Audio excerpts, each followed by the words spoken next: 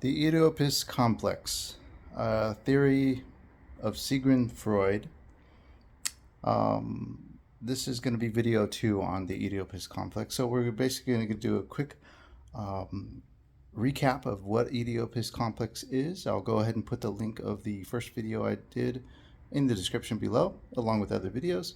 The Oedipus complex basically is a psychosexual analytical theory by Sigmund Freud, and his studies in psychology founded early 1900s. Before 1900 and late and early 1900s, more writings were done upon this. Basically, it comes about that the child in this developmental stage, within the middle stage, the phallic stage of the psychosexual development, that the child does not go through the full developmental stage in the phallic stage, and there's 5 stages, by the way.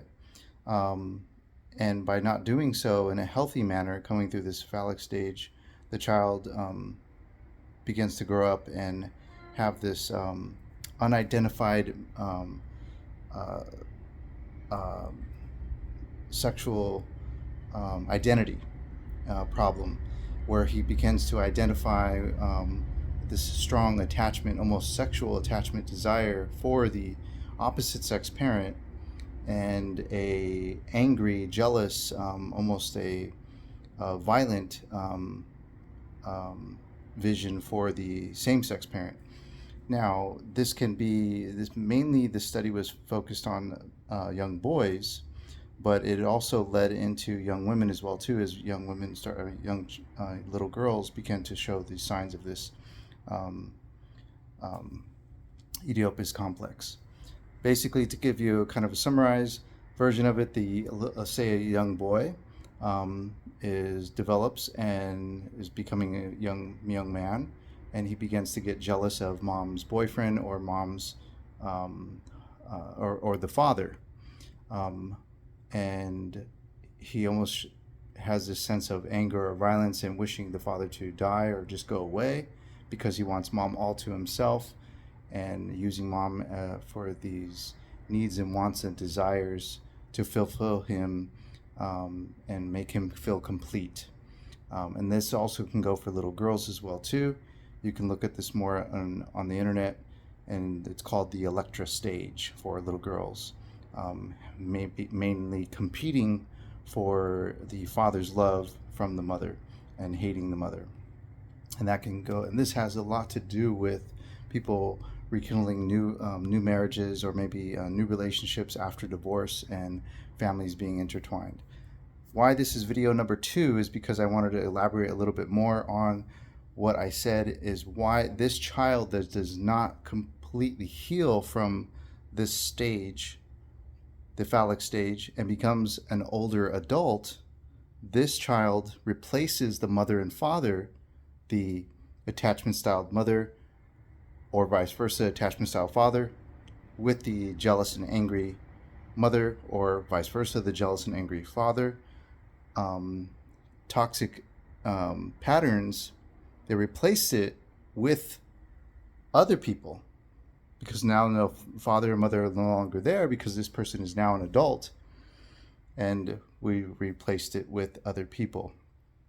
Why this becomes a problem is because you're not fixing this jealous style that you have as a young child, or maybe your child you're not being taking part in fixing this child and having this jealousy towards the other parent, will lead into that child becoming an adult and wanting to be a home wrecker, or possibly replacing the jealous anger Oedipus theory with the same-sex person that is possibly the husband of this person. So, like, for example, that young boy becomes a man and he wants to cheat with the wife that is married with this other man, or vice versa, the little girl becomes a woman and she wants to go sleep with married men, home wrecking the home of the wives. This can be resolved. It can be resolved. It becomes more difficult as the person becomes older, But recognizing this through, by talking about it and understanding it more, and why this behavior is done, why are you doing this, what are you seeking out? You're seeking out these pleasures, the missing feeling of love that you did not get from your mother, wishing that your mother loved you more, and you're wanting this love so much and so intensely, and you become jealous of for example, the married person, and you want to home wreck the family. This is another issue why this is so important to have the mother and father involved in the child's life. Because what happens is you have this nurturing parent that the child is attached to, and they don't have a good role model of let's just say it's a young boy. They don't have a good role model of a man to look after and model after. They don't have some masculine traits to model after and see what true masculinity could be like, so they can't reflect upon themselves of what they should be like from a same-sex point of view. So when you don't have this at all existing in your life, it becomes foreign. And as we get older, then we start to see someone that is somewhat like us. We get this jealousy. We hit this fear of like, what? No, only I am this way. I am the masculine. I am the man. I have the penis. I have this. You cannot come into this space. You don't belong here. And then this starts to turn into the jealous boyfriend.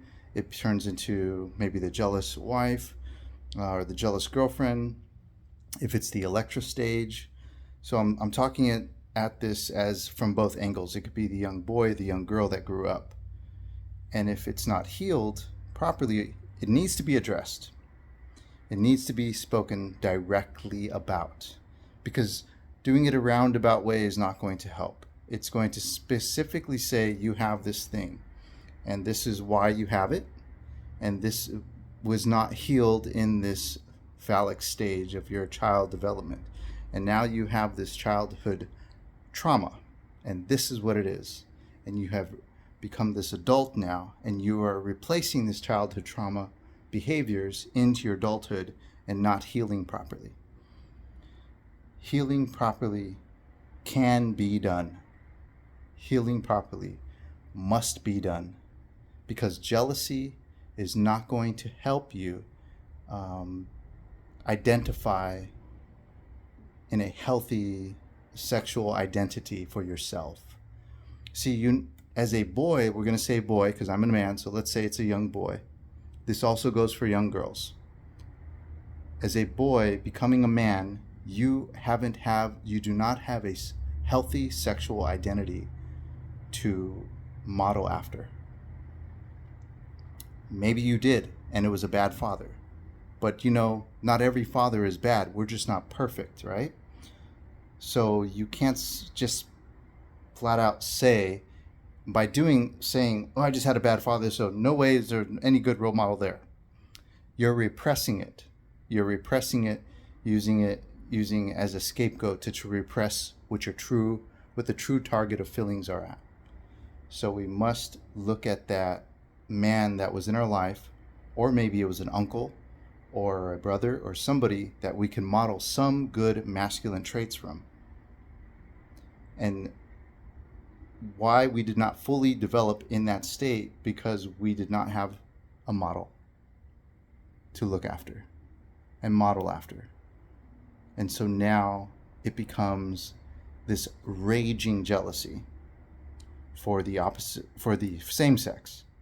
So from man to man, I'm jealous of this other man, or I'm jealous of my father, or I'm jealous of this new boyfriend, I'm jealous of my mom's new husband.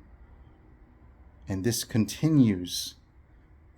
It'll constantly rise up and rise up and rise up, and it can grow. Jealousy grows. It's not like other abuses or other bad behaviors. Excuse the sunlight here. It's not like other abuses and other bad behaviors. that can cycle almost like a cycle of abuse, it actually grows. Jealousy grows in anger and hate, and it actually can attach to other things. I'm jealous of this, I'm jealous of that, I'm jealous of this part, I'm jealous of this area, and it grows and it continues to pile on and stack each other until it explodes and becomes massively unhealthy. So with that said, this is video 2 on the Oedipus theory. I wanted to share that with you and how it can be looked at from the adult perspective, from the child going to the adult perspective. This can be both men and women, and why this plays a direct part in the destruction of families today in 2023 going to 2024 by not fully understanding this. And needs to be addressed. This needs to be addressed at an early age. This needs to be recognized even for your own self-reflection, and to grow into a better version of yourself. If this is possibly you, maybe look at some areas that you can reflect and say, hey, you know what, this was me, and I need to change this part of me. This is the unhealthy behavior or the unhealthy habit I have in viewing people like this, or maybe looking at another man. This is why I talked to you guys many times in my other past videos.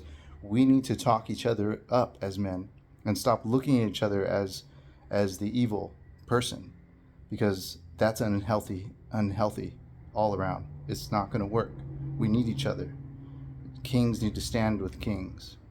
Okay, men need to stand up like men and understand that your identity, your healthy identity of masculinity, needs to be a reflection first within you and outward to others, and look at them in a healthy manner and not as your enemy or your opposing enemy. We need to like attracts like. If you need to walk and talk like a king, you need to reflect like a king, which will be an internal reflection upon you. The way you view others is a reflection of yourself, and so we need to view others in a brighter light. We need to look up to others in a higher level, and in doing so, we're doing that to ourselves. Guys, ladies, please don't forget to like, comment, subscribe. It does help the algorithm. I appreciate you. I love you. And you're becoming better. Take care. Talk to you soon.